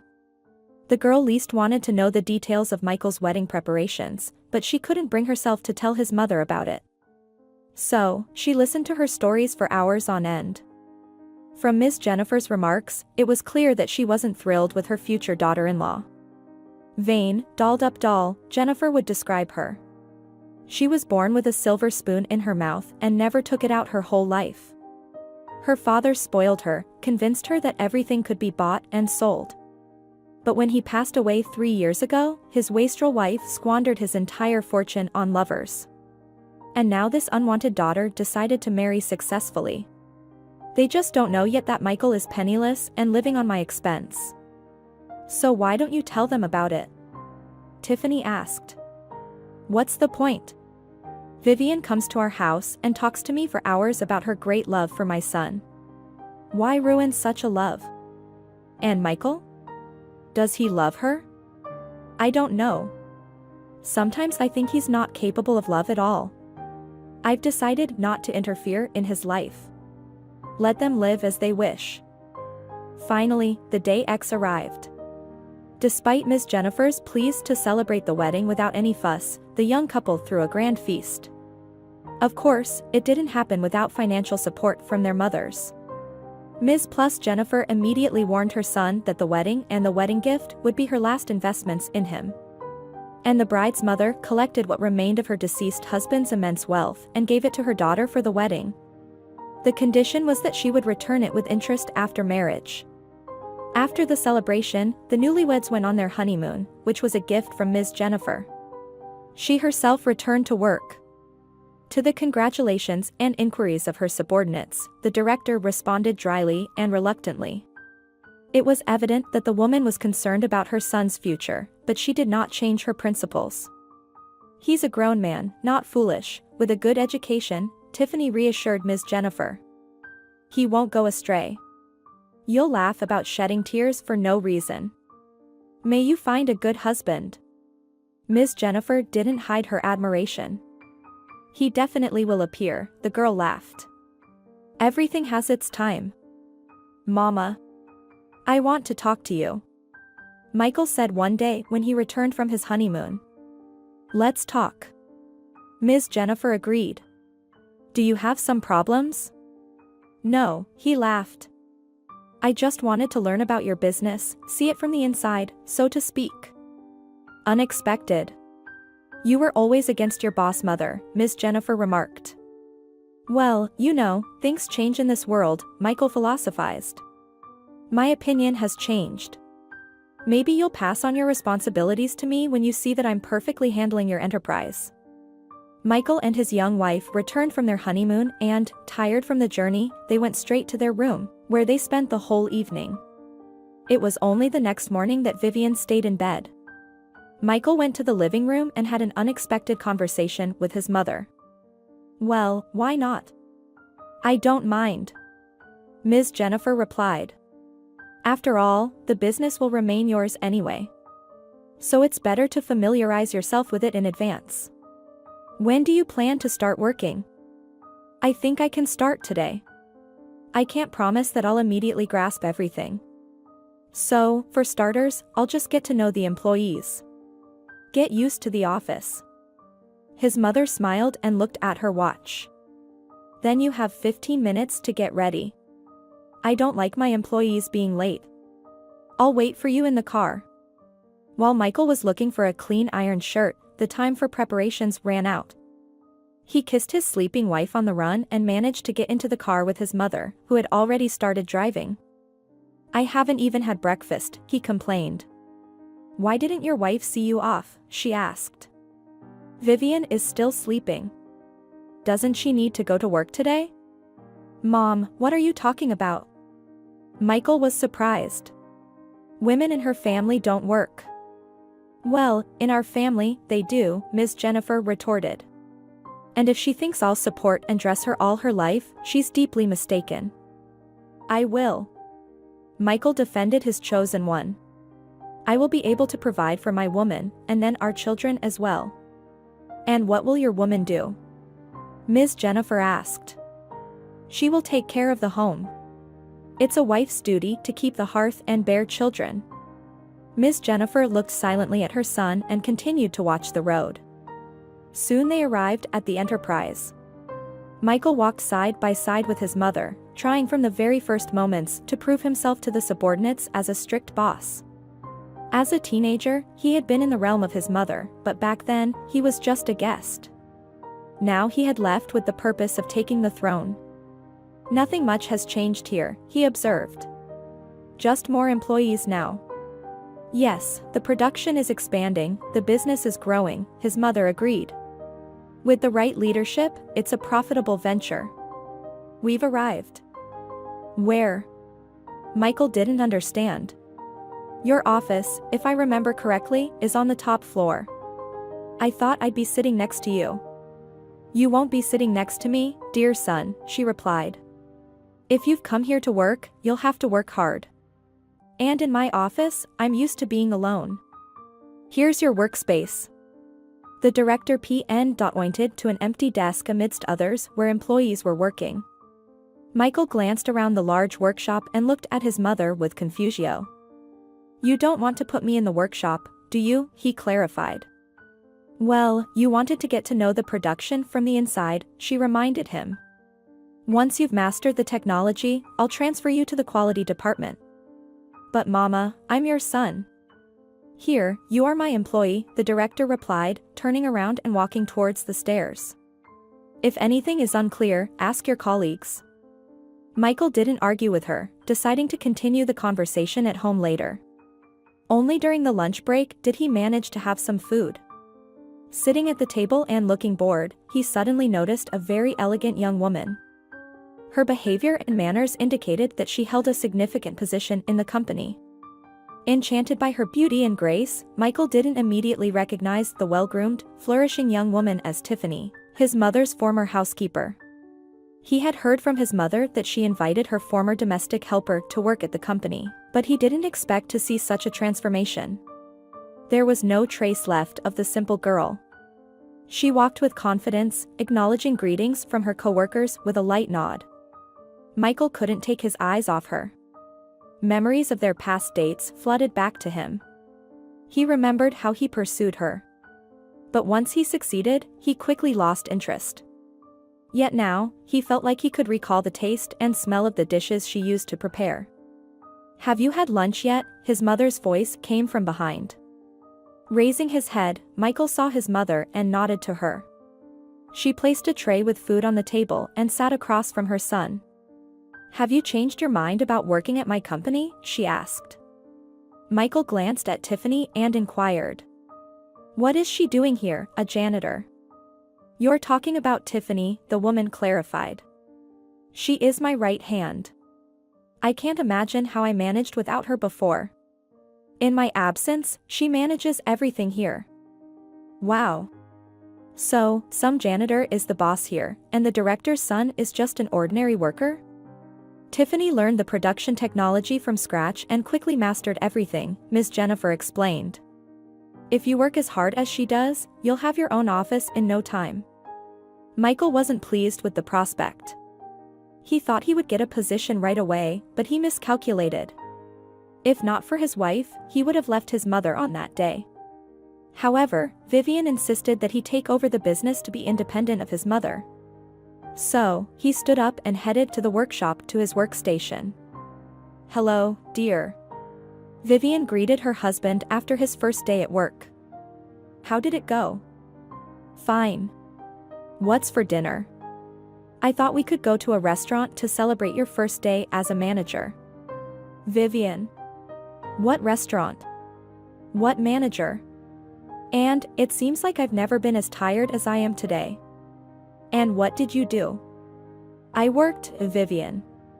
So, are we not going to the restaurant? She clarified, pouting her lips.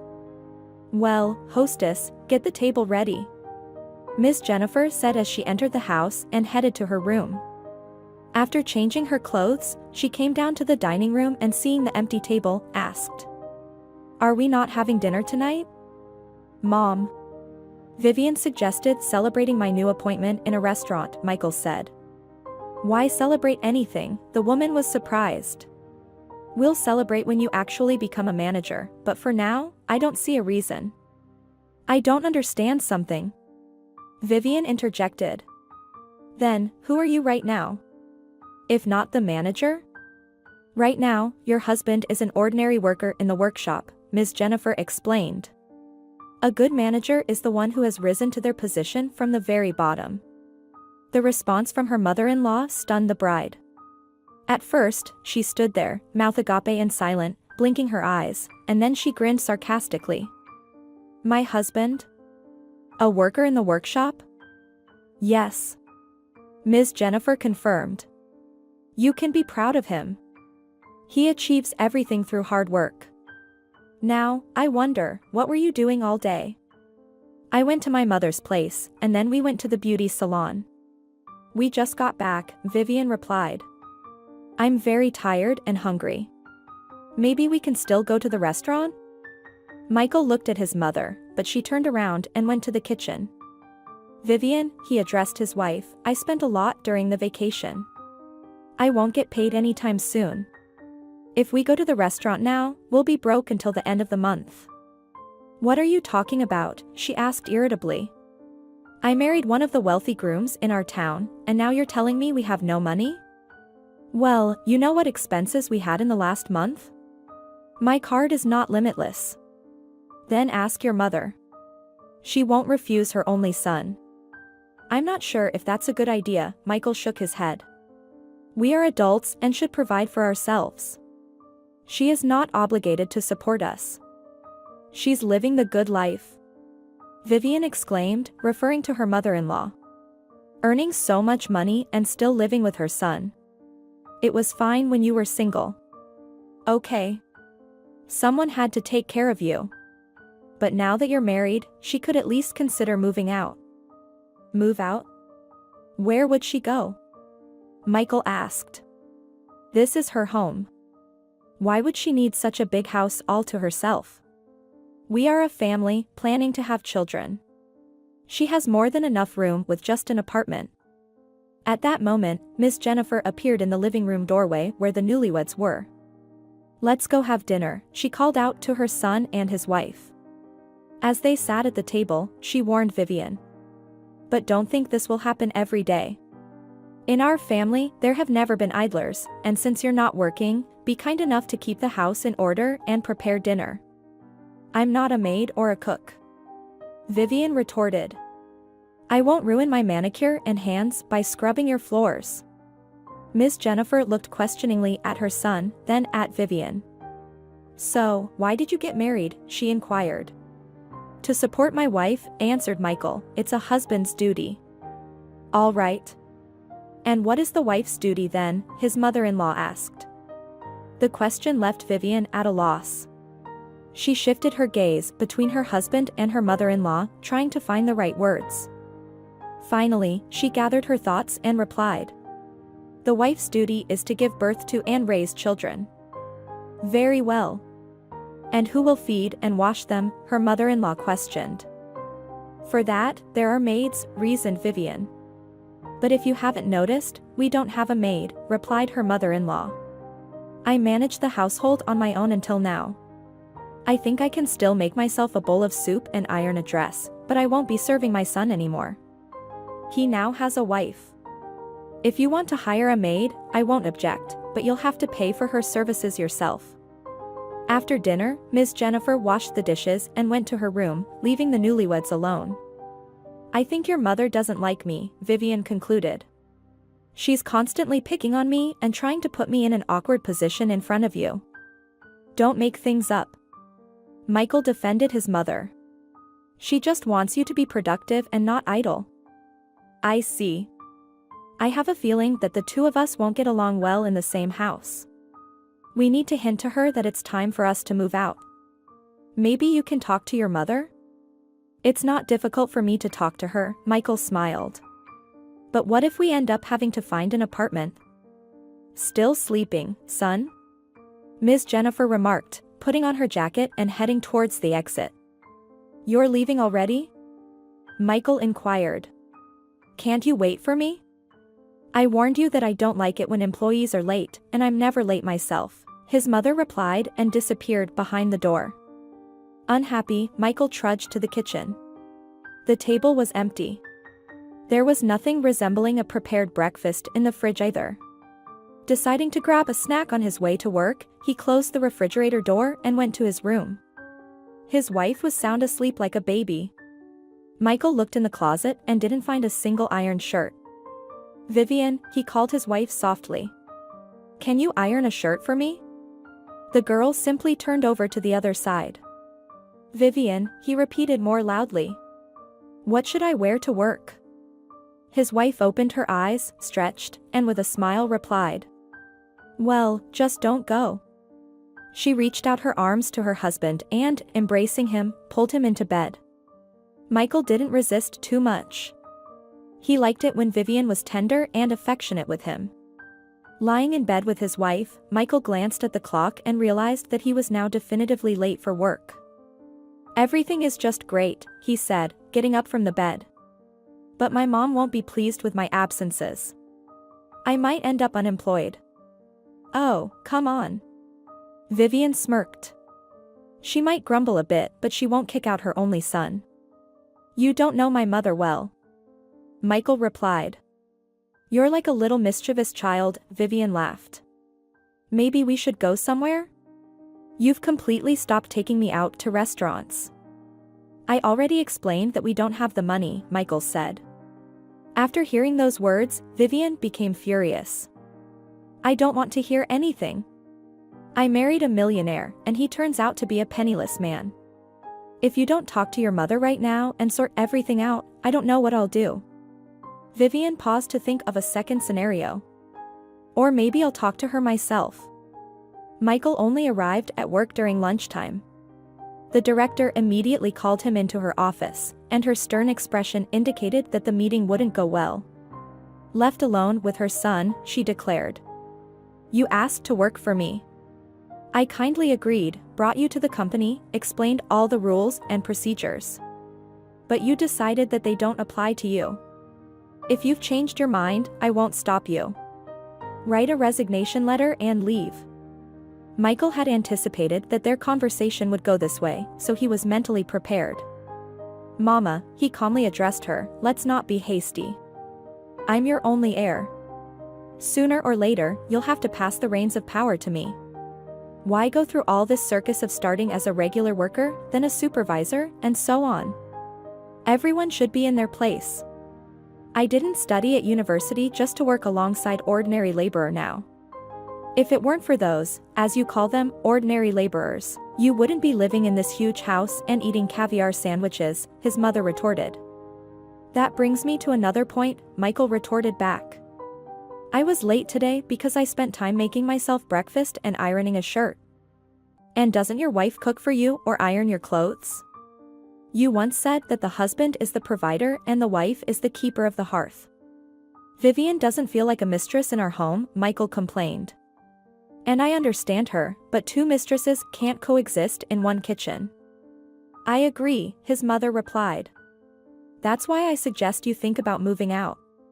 Maybe then your Vivian will quickly adopt the qualities of a housekeeper." Michael realized that the conversation had gone in a direction he hadn't intended. So he decided to just leave. But at the threshold, his mother stopped him. "And think about your work," she said. "And for today's absence, I'll deduct from your salary." After leaving the office, Michael let his emotions out. "What a mother. When I was a child, she would disappear for days at work, and now she suddenly decides to focus on my upbringing. It's too late for that. We'll see who will come running for help first." "You're not getting any younger," he muttered to himself. "And you can't take your business with you. When things get tough, you'll call for me." "Are you all right?" A familiar voice pulled him out of his thoughts. Michael looked up and saw Tiffany approaching with a stack of folders and documents. She seemed to look at him as if he were a stranger. Not a muscle on her face twitched. He even thought she might not recognize him. "Tiffany, you look great," he brightened up. "How are you?" "Thank you," she replied calmly. "I'm doing fine. And how about you? I thought you seemed upset." "You thought wrong." "All right then," she shrugged and continued on her way. "Wait." Michael called after her. "Maybe we can meet in the evening? Hang out and talk." "No, thank you," Tiffany firmly said. "I don't date married men. Besides, there's nothing to talk about between us." Without waiting for an answer from her former suitor, Tiffany went into the director's office. Michael stood there, watching her go. She was petite, as if created by a master's hand, elegantly dressed, in expensive high-heeled shoes. She walked down the corridor, swaying her hips. He couldn't take his eyes off her, as if enchanted, remembering the nights they had spent together. "Stunning," a strange male voice said from behind him. "Can't take your eyes off her." Michael looked at the man in work attire with disdain and replied, "Well, nothing special." To close the topic, he added, "And you should mind your own business." The married life was becoming more and more tense for Michael, not at all how he had imagined it. Vivian was constantly demanding money, and his mother stubbornly refused to give him a single penny. Before, Michael's salary was enough for entertainment, parties, and all other expenses were covered by his mother, but now he had to support himself and his wife. And as it turned out, his salary wasn't enough for all of this. "Michael, ever since we moved, you've completely stopped spending time with me," complained his wife. "Maybe we can go somewhere in the evening? To a club, for example?" "Vivian. What club?" Michael retorted. "I work from morning till evening. We barely have enough money to make ends meet." "And how much longer are you going to be your mother's apprentice?" the disgruntled wife asked. "Can't you talk to your own mother?" "I already talked to her," he answered with irritation. "Didn't it suit you living in her house with everything provided? Now that we've moved out, forget about clubs and restaurants." "Living on everything provided?" Vivian protested.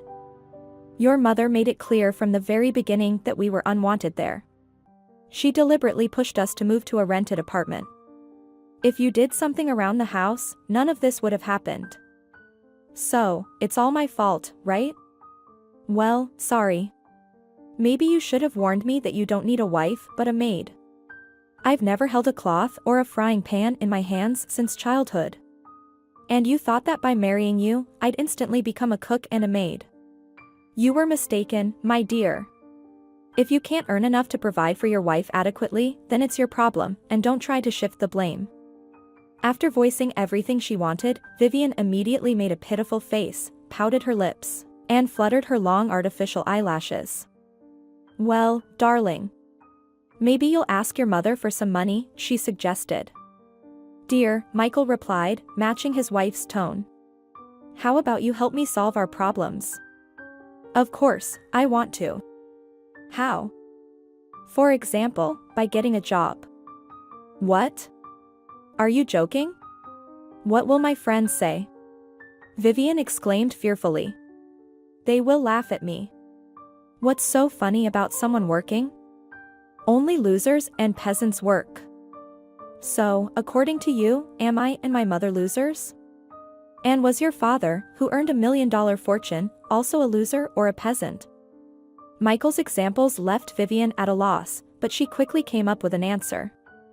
"My father is an exception, but you are a loser. You couldn't even negotiate with your own mother about the basics. Now you're groveling to her like a serf. I can sense that this conversation won't lead to anything good," Michael concluded. "Whether you like it or not, you'll have to learn to manage the household. I don't have a single clean shirt left, the fridge is empty, and there's a thick layer of dust on the furniture and the floor. This can't go on any longer." "I completely agree. I don't want to live in this mess anymore. I'm tired of eating your scrambled eggs and store-bought dumplings. I'm going to my mother's." "When you become rich, give me a call," Vivian declared, gathered her things, and left, slamming the door loudly. Michael didn't try to stop her, thinking that it would be easier for him without her, and he could go back to his mother's house and possibly convince her to appoint him as her deputy. And he was right. After listening to her son's tearful story about his wife leaving him, Ms. Jennifer decided to give him a second chance. She entrusted him with managing the company during her business trip. Ms. Jennifer had been planning to open a branch in another city for several years, and now she was going to sort out all the details on site. She left Tiffany to keep an eye on Michael. The young woman had become well-versed in the production process during her time there and now understood all the intricacies as well as the owner herself. Sometimes, Ms. Jennifer would say in frustration, "Too bad she's not my daughter. Together, we could achieve great things." After his mother's departure, Michael returned to her house and immediately decided to share the news with his wife. Vivian had been living at her parents' house for several days but didn't know how to leave. Her mother kept bringing in a new boyfriend, squandering the remnants of her late husband's fortune. She gradually sold off expensive furniture, her own jewelry, and even mentioned the possibility of selling their cars and the house. In response to her daughter's reproaches, she had the same answer every time. First, live with your husband for as long as I lived with mine. Make him earn a fortune like your father did, and then you can manage it. Upon hearing about the changes in Michael's life, Vivian rushed to him that same day. We need to take advantage of this situation, she instructed her husband. Now you have access to your mother's money.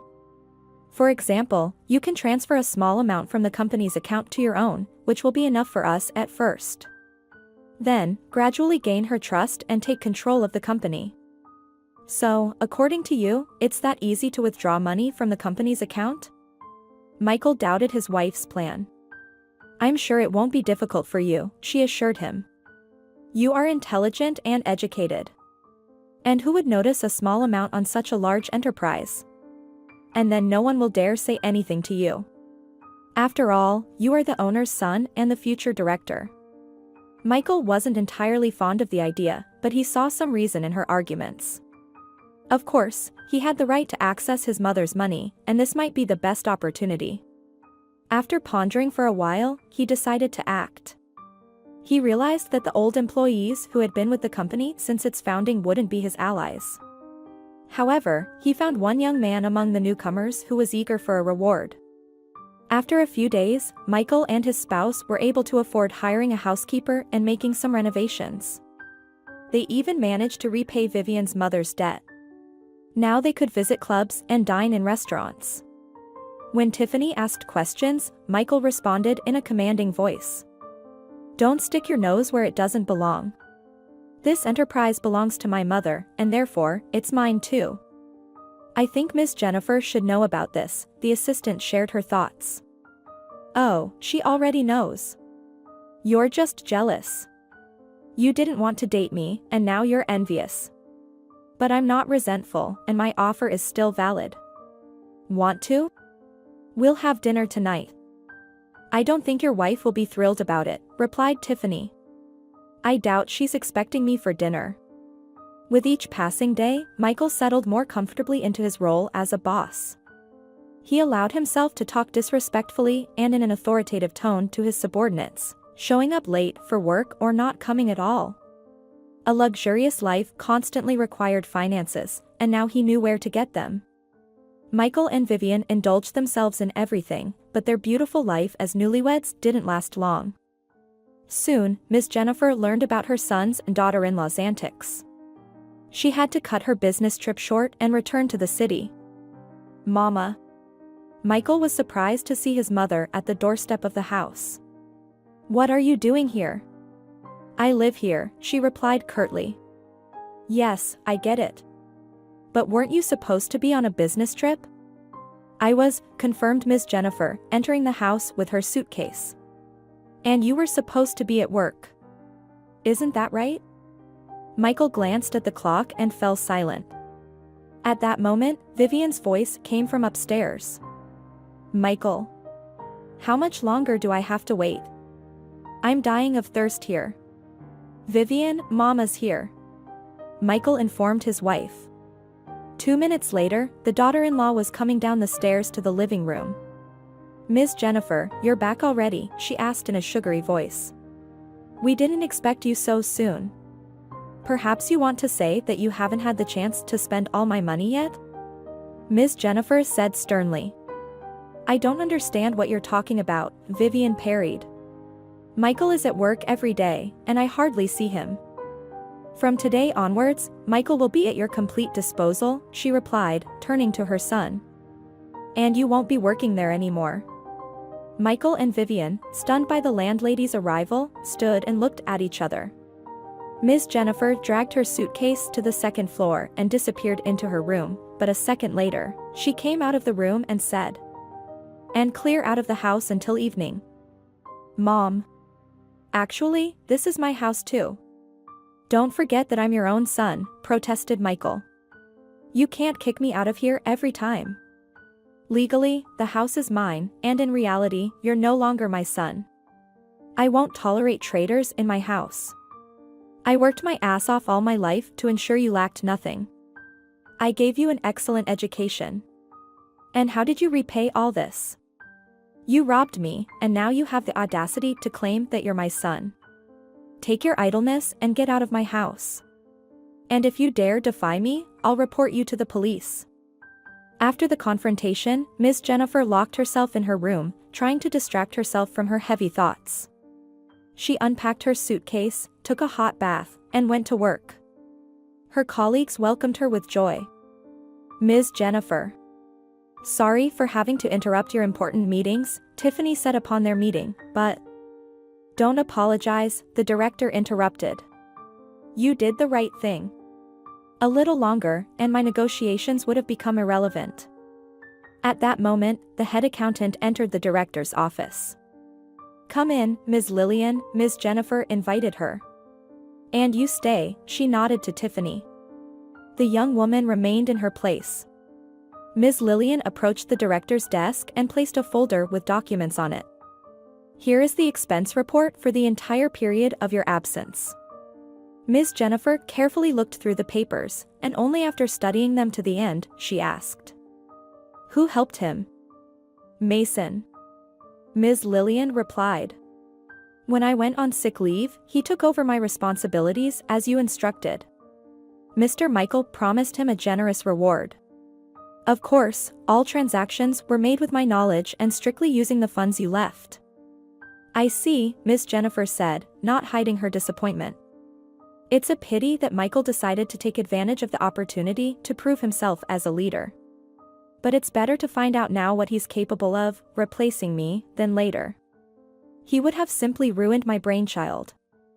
"Ms. Jennifer, did you intentionally arrange this business trip?" asked Tiffany. "Did you know everything even before I called?" "No. The business trip was genuine and quite successful," the director replied. "But I didn't immediately decide to entrust the management of the enterprise to my son. I realized he was inexperienced in this matter and wanted to test how he would handle it. Following Ms. Lillian's advice, I allocated a small sum for unforeseen expenses. Of course, Michael knew nothing about it, it was a test." Ms. Jennifer sighed with bitterness in her voice and added, "And he failed it." For several days, the director appeared subdued and troubled. Most of the time, she remained silent. Left alone with her thoughts, she often sighed. Tiffany tried to be there for her, she genuinely felt sorry for Jennifer. Over the years, they had become close, almost like family to each other. Now, with the woman left alone, they supported her, and Ms. Jennifer was grateful to the girls. 10 years passed. The relationship between mother and son could hardly be called close. Michael lived in a rented apartment and worked in a small office job. He had long divorced his wife, Vivian, who had found a wealthier partner. They never had children. Tiffany had been married for a few years and was raising her daughter. Pamela graduated from school and entered college, and Miss Jennifer supported the girls in everything. Over the years, they truly became like a family. One day, the director called Tiffany into her office and said, "I've decided to pass my brainchild to you. Only you can continue my work properly." "And what about you? Are you leaving somewhere?" Tiffany asked. "No. I'll be around, and I'll help you if needed, but I'm longing for some rest now." "And what about Michael?" Tiffany asked uncertainly. "He's still your son." "Michael is my son by blood and nothing more. But you and Pamela are my daughters in spirit, and you've become closer to me. I know I can rely on you, and to my great regret, I never became a mother to Michael." Ms. Jennifer. "Well, everyone can make mistakes," Tiffany tried to defend him. "I'm sure he has regretted his actions many times. If he regretted it, he would have come and apologized. But he still considers himself wronged, and I no longer have the desire to prove anything to him."